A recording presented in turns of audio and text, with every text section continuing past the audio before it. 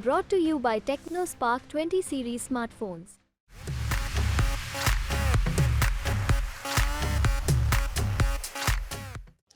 इस वक्त न्यूज़ तक की टीम बनारस में है। देश भर से आप लोकसभा कवरेज देख रहे हैं।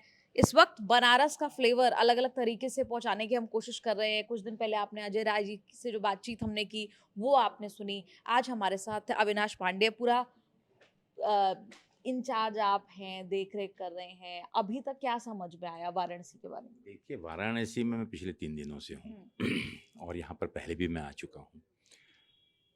इस बीच में मैंने लोकसभा के इन 80 लोकसभा सीटों पर हुँ, दौरा कर कर और एक बेहतर गठबंधन के जितने भी हमारे घटक दल हैं, उस पे बेहतर समन्वय स्थापित करने की एक सफलतम हुँ, कोशिश की है।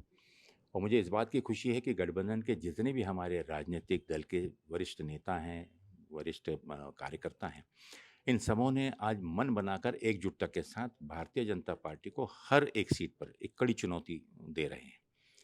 बनारस उसमें से छूटा नहीं है। हुँ, और बनारस में मैं कह सकता हूँ कि यहाँ के लोग अपने आप को पिछले दिनों 10 सालों के कुशासन से हुँ, आहत फ़ील कर रहे हैं।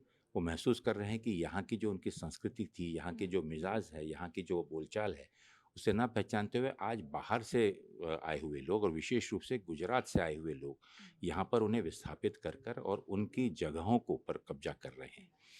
उनके व्यवसाय में कब्ज़ा कर रहे हैं, उनकी ज़मीनों पर कब्ज़ा कर रहे हैं और आने वाले दिनों में उन्हें इस चीज़ का डर है कि बनारस की जो एक आप समझ सकते हैं कि पौराणिक परंपरा रही हुँ, हुई है और जिन परंपराओं के लिए बनारस पूरे विश्व में जाना जाता है, उन परंपराओं से दूर हटकर और देख-दिखावे के आधार पर हुँ, और यहाँ पर लोगों को सिर्फ़ बहलाकर, फुसलाकर एक अच्छे एक मॉडल सिटी बनाने की बात उन्होंने की, एक स्मार्ट सिटी बनाने की बात की, गंगा जी को स्वच्छित करने की बात हुँ, की।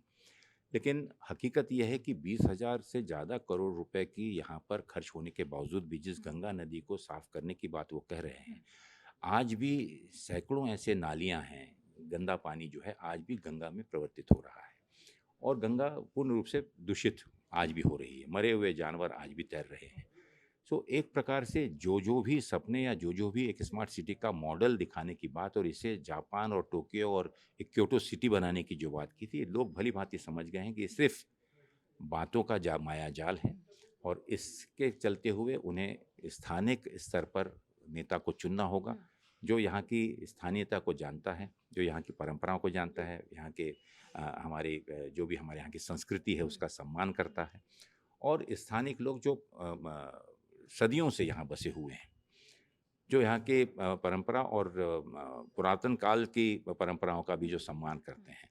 अब वो चाहते हैं कि उसे हम सुरक्षित रखें हुँ, और इसके चलते हुए पूरे देश में और विशेष रूप से मैं बनारस में कह सकता हूँ कि भारी परिवर्तन की हुँ, आशा, उम्मीद और लोग मन बना चुके हैं हुँ। और परिवर्तन होने जा रहा है। तो फिर परिवर्तन कितने मार्जिन से हो रहा है?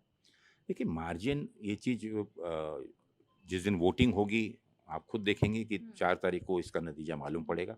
लेकिन आम जनता के अंदर में मैं ये भावना जो एक आक्रोश है हुँ, अ, वर्तमान सांसद के विरोध में, वो दर्शाता है कि परिवर्तन निश्चित है। हुँ। लेकिन हम ये भी जानते हैं प्रधानमंत्री मोदी के सामने अजय राय जी 2 बार चुनाव लड़ चुके हैं, शिकस्त खा चुके हैं। मार्जिन 3 लाख से ज़्यादा का था, फिर एक बार 4 लाख से ज़्यादा का 2019 और 14 की मैं बात कर रही हूँ। इस बार क्या अलग फिर प्लान कर रहे हैं? अलग क्या स्ट्रैटेजी फिर बनाई? अजय राय जी हमें एक संघर्षशील व्यक्ति हैं हुँ, और पिछले 2 चुनाव से कहीं पर भी उनके हौसले में और उनकी हिम्मत में कहीं कोई कमी नहीं हुँ, आई।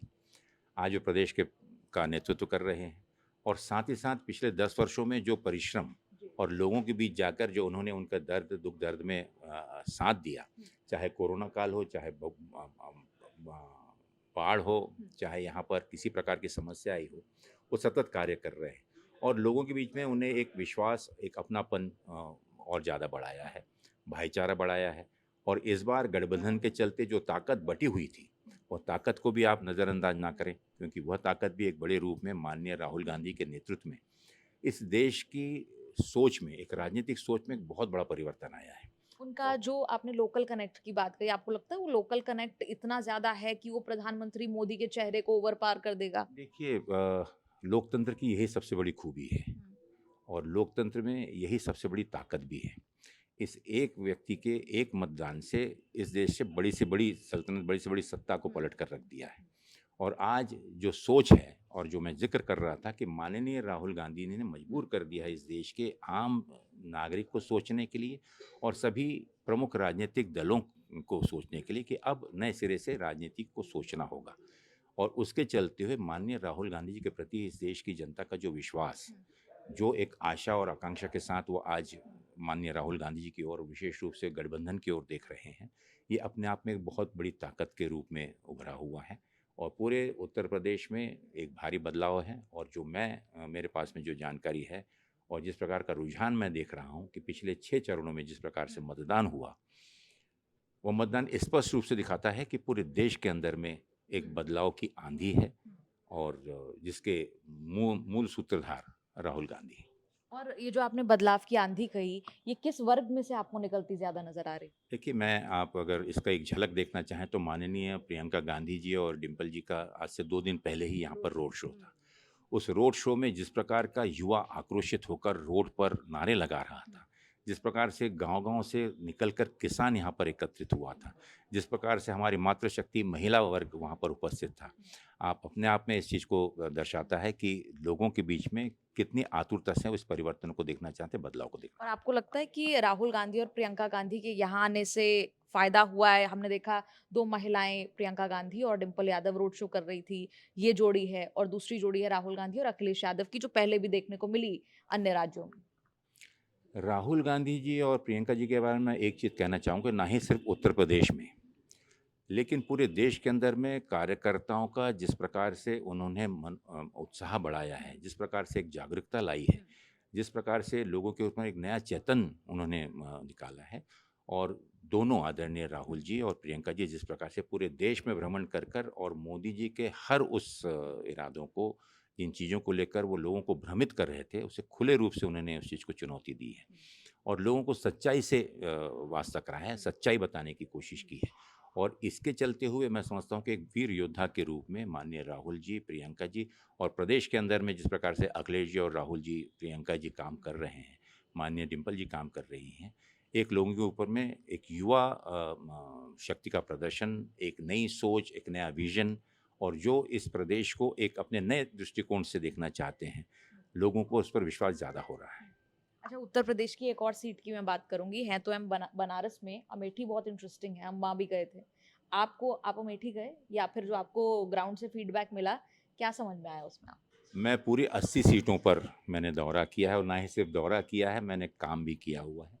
वहाँ के लोगों से, वहाँ के कार्यकर्ताओं से, वहाँ के जितने भी संबंधित लोग हैं, उनसे मैंने बात ही नहीं की, बट उनके साथ में मैंने वहाँ पर लोगों के बीच में भी रहा हूँ। कई बैठकें मैंने आयोजित की हैं, उसमें भी मैंने संबोधन किया है।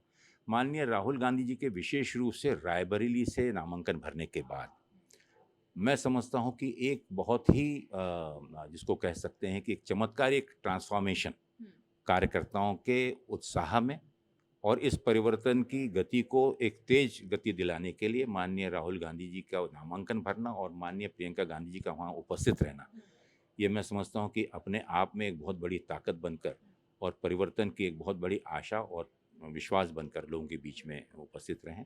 और निश्चित रूप से दोनों जगह में आप देखेंगे कि दोनों जगह गठबंधन के प्रत्याशी आदरणीय राहुल गांधी जी और आदरणीय के एल शर्मा जी भारी बहुमतों से जीत रहे हैं। अमेठी में जो बात चल रही है कि विरोध है स्मृति ईरानी का, आप जब लोगों के बीच में गए, आपको लगा कि इतना विरोध है, इतनी एंटी इनकम्बेंसी है कि जीत जाएंगे केएल शर्मा? देखिए, अहंकार ये सबसे बुरी चीज़ होती है। जिस प्रकार के अहंकार में बहन स्मृति ईरानी जी ने अपने इस 5 वर्षों में लोगों के बीच जो अपना व्यवहार रखा, जो संबंध रखा, वो अपने आप में लोगों को एक बहुत आहत करने वाला रहा है।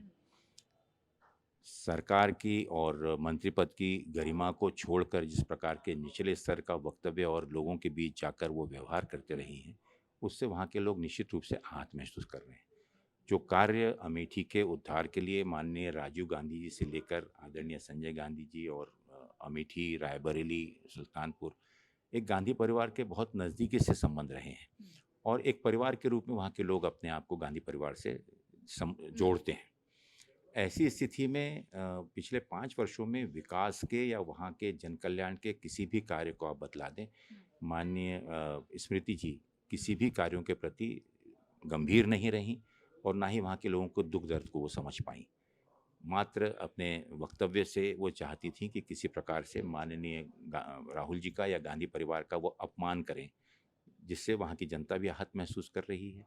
और साथ ही साथ जो उनका व्यवहार वहाँ के कार्यकर्ताओं से रहा है, वहाँ का संगठन, स्वयं भारतीय जनता पार्टी का संगठन भी ने भी अपने आप की दूरी बना रखी है। ये आपने दर्शाता है कि स्मृति ईरानी जी हार ही नहीं रही हैं, लेकिन उन्हें स्पष्ट रूप से इस चीज़ को उन्हें मान्य कर लिया है, जिस प्रकार का वक्तव्य वो उन्होंने किया और कर रही हैं, जहाँ पर उन्होंने अपनी हार स्वीकार कर ली। आखिरी सवाल, उत्तर प्रदेश की पूरे आपने कहा आप सभी सीटों पर गए, 80 में से इस बार कितनी आ रही?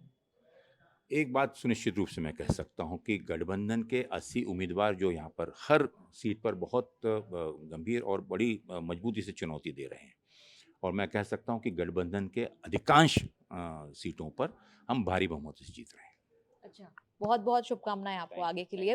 हमारे साथ अविनाश पांडे जी यहाँ पर थे। उत्तर प्रदेश में क्या रोड मैप है, बनारस में सबकी नज़रें हैं, इस पर बात कर रहे थे। आप लोगों का इस पर क्या कहना है? कमेंट्स में लिखकर ज़रूर बताएँ। कैमरा पर्सन नितेश के साथ निधि तनेजा, न्यूज़ तक, बनारस से।